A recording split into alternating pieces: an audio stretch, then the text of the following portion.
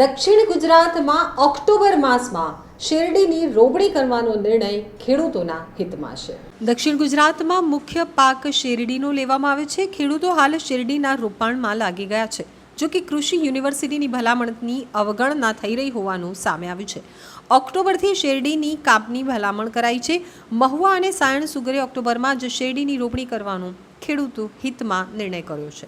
તો ખેડૂત આગેવાન જયેશ દિલાડે જણાવ્યું હતું કે મહુવા અને સાવણ સુગરે ઓક્ટોબર મહિનામાં જ શેરડીની રોપણી કરવાનો નિર્ણય લઈ અને ખેડૂતોના હિતમાં સારી પહેલ કરી છે। ખરેખર ઓક્ટોબર મહિનામાં જ શેરડીની રોપણી થવી જોઈએ। સપ્ટેમ્બર માસમાં શેરડીનું રોપાણ થતું હોવાથી ઉત્પાદકતા ઘટી રહી છે। પહેલાં વીઘા દીઠ 35 થી 40 ટન શેરડી થતી હતી, જે હવે ઘટીને 25 થી 30 ટન થઈ ગઈ છે।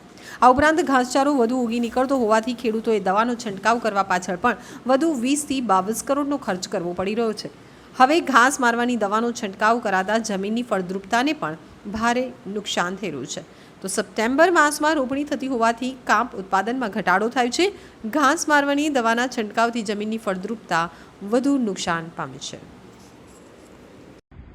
સમગ્ર દક્ષિણ ગુજરાતનો મુખ્ય પાક શેરડી છે અને સ્વાભાવિક છે કે જ્યારે આટલું મોટું સહકારી માધ્યમ હોય અને એને કારણે ખેડૂતો આર્થિક રીતે મજબૂત થયા છે, તો ખાસ કરીને જે સ્થિતિ બની છે, જે રીતે વાવેતરની જે પેટર્ન છે, 10 વર્ષ અગાઉ તો લગભગ ઓક્ટોબર મહિનામાં સુગર ફેક્ટરીઓ વાવેતર આપતી અને એ પ્રમાણે ખેડૂતો કરતા હતા, પણ જે રીતે પેટર્ન બદલાઈ છે અને ખાસ કરીને સપ્ટેમ્બર મહિનામાં વાવેતર આપવાની જે પઠા થઈ છે, એને કારણે વહેલી રોપણ અને વહેલી કાપણીની ખેડૂતો જે રીતે મોહ રાખી રહ્યા છે, એને કારણે ખેડૂતો ખાસ કરીને ઉનાળામાં જ ચાસ પાડી દે છે। અને સ્વાભાવિક છે કે જ્યારે આટલો મોટો વરસાદ દક્ષિણ ગુજરાતમાં થતો હોય છે એટલે નિંદામણ પણ બહુ ખૂબ થાય છે અને નિંદામણ નાશક દવા ખેડૂતો જે રીતે વાપરી રહ્યા છે એને કારણે જમીન બગડી રહી છે। લગભગ 20 થી 22 કરોડ રૂપિયાની દવા આ જે રીતે વહેલું રોપણ જે સપ્ટેમ્બરનું કરવામાં આવે છે એને કારણે ખેડૂતો વાપરતા હોય છે, જમીનો નિર્જીવ થઈ રહી છે। અને ખાસ કરીને યુનિવર્સિટીના ડૉક્ટરોની પણ ભલામણ છે કે જ્યાં દક્ષિણ ગુજરાતમાં આટલો મોટો વરસાદ થતો હોય અને જ્યારે આટલો મોટો વરસાદ થતો હોય ત્યારે સ્વાભાવિક છે ઉગાવો પણ ઓછો આવતો હોય છે।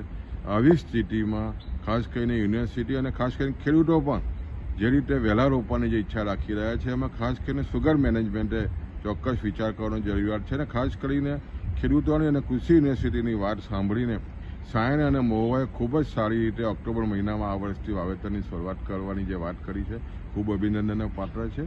અને આવનાર દિવસોમાં તમામ સુગર ફેક્ટરીઓ આ દિશામાં જશે તો જ ખેડૂત ટકી શકશે અને ખાસ કરીને જમીન બચી શકશે, એવું મારું સ્પષ્ટ માનવું છે।